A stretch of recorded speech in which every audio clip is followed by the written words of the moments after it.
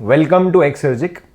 In this interview, we are going to talk to Ayush Umang. First of all, congratulations Ayush Umang for such a great rank. Thanks. Ayush, अपने बारे में कुछ बताओ कि कहाँ से आए हो, कैसे प्रिपरेशन की? Okay, so this is Ayush and मैं धनबाद से हूँ जो कि झारखंड में है, और मैं वीआईटी सिंदरी का स्टूडेंट हूँ जो the only state government college of Jharkhand है। और फिर फाइनल ईयर में मैंने दिया गेट और इस बार मेरे अच्छे मार्क्स आ रहे हैं। लास्ट ईयर में मैंने गेट दिया था थर्ड ईयर में और उसमें मेरी 134 रैंक आई थी। तो या that's about myself. But 134 rank क्योंकि तुम्हारी थर्ड ईयर में आई थी, तो obviously you are not eligible for any PSUs उस टाइम पे। But it's a great rank, obviously third year में 134 रैंक लाना obviously it's a great achievement. तो इस साल जो अटेम्प्ट हुआ उसमें क्या ऐसा कुछ प्रेशर था माइंड में कि यार 134 से बेटर लाना है, या आएगा या नहीं आएगा? क्या माइंड में चल रहा था इस अटेम्प्ट में तुम्हारे? बिल्कुल सर, प्रेशर तो था क्योंकि बहुत लोगों का एक्सपेक्टेशन था, फैमिली का एक्सपेक्टेशन था, फ्रेंड्स का एक्सपेक्टेशन था, और सबसे बड़ा खुद का एक्सपेक्टेशन था कि पिछले बार अगर मैंने 134 लाया तो इस बार उसे बेटर करना है। तो वो प्रेशर था, लेकिन उसको थोड़ा ठीक से मैनेज किया तो सब कुछ ठीक रहा, तो सही है। अच्छा, जो कॉलेज के साथ प्रिपरेशन होती है उस प्रिपरेशन में बहुत कुछ मैनेज करना पड़ता है, स्पेशली फाइनल ईयर में। बिल्कुल। Placements, projects. तो जो स्टूडेंट्स हैं जो कॉलेज के साथ प्रिपेयर कर रहे हैं उनको तुम क्या गाइडेंस देना चाहोगे? डिटेल में बता सकते हो इसको कि क्या डूज एंड डोंट्स तुम्हारे हिसाब से होने चाहिए? ओके, तो मुझे लगता है कि कॉलेज से प्रिपेयर करना बहुत सही चीज़ है, क्योंकि एक बार आप जैसे पास आउट हो जाते हो तो काफ़ी सारी डिफ़िकल्टीज आती है। अगर आप जॉब कर रहे हैं तो वो खुद में एक चैलेंज होता है साथ में प्रिपरेशन करना। तो उसको एक अपॉर्चुनिटी की तरह देखना चाहिए कि मेरे पास 2-3 साल हैं और एक टाइम लिमिट भी सेट हो जाता है कि इतने में मुझे तैयारी करके सिलेबस कंप्लीट करके निकाल लेना है। और तो वही है कि मैंने जैसे अपना प्रिपरेशन स्टार्ट किया था सेकेंड ईयर के एंड से, आई थिंक 4th सेमेस्टर से। तो वैसे ही अगर कॉलेज गोइंग स्टूडेंट है तो अब तो थर्ड ईयर भी अलाउड हो गया है, तो मुझे लगता है किसी भी स्टूडेंट को स्टार्ट कर देना चाहिए 4th सेमेस्टर से, और पहले थर्ड ईयर को देना चाहिए और कोशिश करना चाहिए कि इसी में मेरा प्रिपरेशन सारा हो जाए। और अगर बढ़िया हुआ तो सही, नहीं हुआ तो भी सही, क्योंकि एक अटैम्प्ट है ही बचा होगा। और उस लास्ट ईयर में उसे ड्रॉप आउट की तरह तैयारी करनी चाहिए। मतलब सिलेबस तो कंप्लीट हो चुका है उसका बढ़िया से, अब नेक्स्ट ईयर उसको न्यूमेरिकल स्किल डेवलप करने चाहिए और फिर फाइनल ईयर में फिर से एक और अटैम्प्ट लेना चाहिए, और वो सही हुआ तो फिर बेस्ट। बहुत सही बात तुमने एक्चुअली कही कि फाइनल ईयर को फाइनल ईयर नहीं समझना चाहिए, थर्ड ईयर को फाइनल ईयर समझ के फाइनल ईयर को as a drop out year समझना चाहिए, क्योंकि एक्चुअली में आपके पास बहुत सी चीज़ें मैनेज करने को होती हैं जो पहले से आपको नहीं पता होती हैं। तो जैसे तुमने कहा कि फाइनल ईयर में फोकस करना चाहिए न्यूमेरिकल सॉल्विंग स्किल्स पे, क्वेश्चंस पे, तो तुमने कैसे ये इंश्योर किया कि तुम्हारा फोकस इन चीज़ों पे रहे? मैंने जैसे सिलेबस तो मेरे कंप्लीट थे और पिछले बार भी मेरे न्यूमेरिकल स्किल ठीक हो गए थे, लेकिन जब मैं अब गेट में रैंक तो आ गई तो अब मुझे लगा और क्या क्या चीज़ में मुझे इंप्रूव करना चाहिए। तो मेरे काफ़ी सिली मिस्टेक्स हुए थे लास्ट ईयर जो थे, क्योंकि मेरा भी अटेम्प्ट पिछले लास्ट ईयर में काफ़ी सही था। तो मैंने सोचा इस ईयर मुझे बस सिली मिस्टेक्स में थोड़ा इंप्रूवमेंट करना है और एक थोड़ा क्रिटिकल थिंकिंग वाला एस्पेक्ट थोड़ा डेवलप करना है, क्योंकि थोड़े कॉन्सेप्चुअल क्वेश्चन जो आते हैं उसमें थोड़ा चाहिए रहता है। तो पूरा मैंने एक साल का प्रिपरेशन को उसी चीज़ में डिवोट कर दिया कि मैंने कुछ स्टैंडर्ड बुक्स लगाए और टेस्ट सीरीज़ मैंने थोड़ा पहले ही देना चालू कर दिया, और फुल लेंथ इस बार मैंने काफ़ी ज़्यादा दी है। मैंने एक्चुअली दिसंबर में मेरे मिड सेम ख़त्म हुए थे 17 दिसंबर को, और 18 से मैं डेली फुल लेंथ चालू कर दिया। ओके।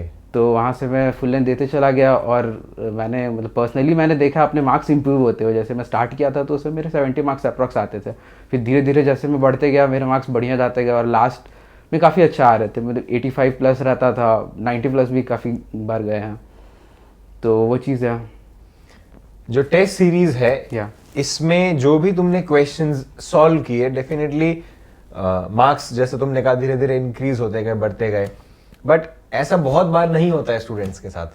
बहुत बार स्टूडेंट्स के मार्क्स जो है वो स्टक हो जाते हैं किसी पॉइंट ऑफ टाइम पे आने के बाद। तो तुम्हारे हिसाब से क्या उनको अपनी स्ट्रेटजी में मॉडिफिकेशन करना चाहिए टेस्ट सीरीज में, so that they see a constant improvement, because you saw a constant improvement?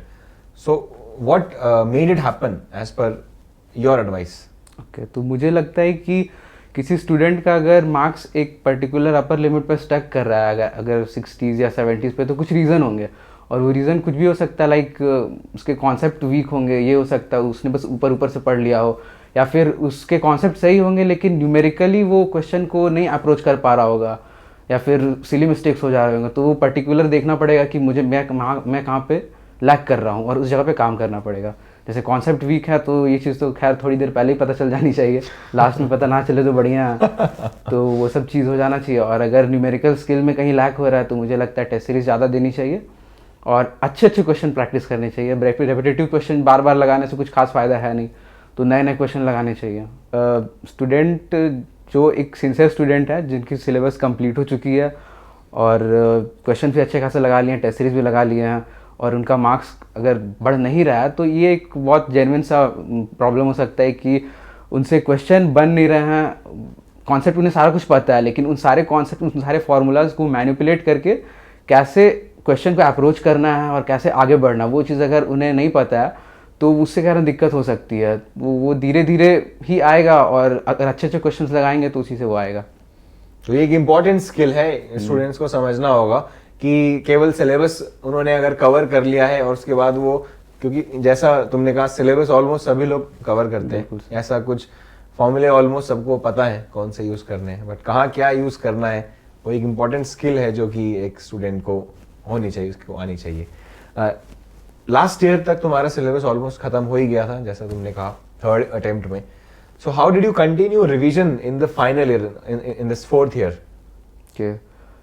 तो स्टार्टिंग में मैंने, टाइम तो बहुत ज़्यादा थी, मैं अप्रैल से ही स्टार्ट कर दिया था प्रिपरेशन नेक्स्ट ईयर की।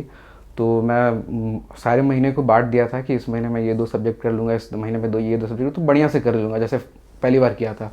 तो वो मैंने एक बार कर लिया, तो फिर जैसे लगता था कि अब ये सब्जेक्ट में थोड़ा थोड़ा भूलने लगा हूँ, तो उसे फिर से देख लिया, फिर से कुछ दूसरा पढ़ना चालू किया, फिर लगा कि नहीं अब वो वाला थोड़ा भूल रहा हूँ, तो फिर से देख लिया, ये करते चला गया। और फिर जब लास्ट में जब मैंने फुल डेली देना स्टार्ट कर दिया था तो उस समय थोड़ा दिक्कत होता था, क्योंकि बस क्वेश्चन ही प्रैक्टिस की जा रहा हूँ, रिवीजन हो नहीं रहा है। तो मैंने ऐसे अपना टाइम सेट किया था कि जैसे मैं सेकंड हाफ जो मेरा रहता था, मुझे ऐसा लग रहा था, गट फीलिंग आ रही थी कि मुझे सेकंड वाला शिफ्ट ही मिलेगा और मिला भी एक्चुअली। तो मैं 2 बजे से 6 बजे 5 बजे में टेस्ट देता था, और फर्स्ट हाफ में मैं पूरा रिवीजन करता था। फर्स्ट हाफ मैंने रिवीजन किया, सेकंड हाफ में टेस्ट सीरीज लगा लिए, और रात में 8-9 बजे तक टेस्ट सीरीज को रिवाइज कर लिया। ये मेरा डेली का साइकिल बस रिपीट पे चलते रहता था 18 से। For how many days you continued this cycle? 1 day before gate. Oh my God. So throughout इन 1.5 महीने से ज्यादा का ड्यूरेशन, आई थिंक ऑलमोस्ट 2 महीने बोल सकते हैं, ये सेम चीज रिपीट की है। हाँ, कुछ दिन छूटा था, घर वर गया था, बाकी मैक्सिमम दिन यही चलता था मेरा। All right.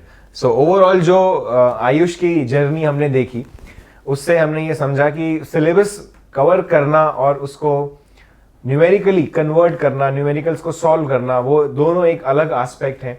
और definitely since Ayush consecutive 2 times बहुत अच्छी रैंक लाए हैं गेट में, 3rd ईयर और 4th ईयर में, तो इट शोज कि अगर आप न्यूमेरिकली स्ट्रांग है तो डेफिनेटली चीजें आपके लिए कंपैरेटिवली ईजियर होंगी। I once again congratulate you, Ayush, for this success in GATE, and I wish you many more bigger success in your coming life. Thank you, sir.